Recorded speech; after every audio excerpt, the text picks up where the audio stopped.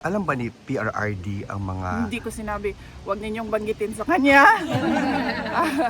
Hindi ko binanggit sa kanya ang impeachment at hindi ko binanggit sa kanya ang mga nangyari sa House of Representatives.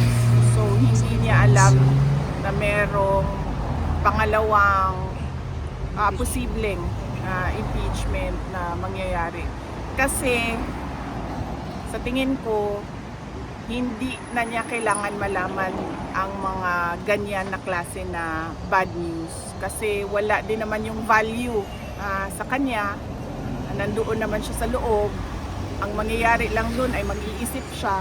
Tapos mag-overthink siya. Siya lang mag-isa.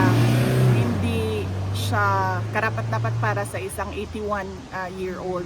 Dapat ang alam lang niya ay yung mga happy na mga bagay, lalo pati nag-iisip tayo na baka nga dyan siya bawian ng buhay sa loob, no? Dyan siya mamamatay sa loob ng detention. So dapat yung maaalala niya at naiisip niya ay yung mga masasayang bagay, hindi yung mga kalokohan, korupsyon at abuso ng mga congressman at iba pang politiko kasama na ang administrasyon.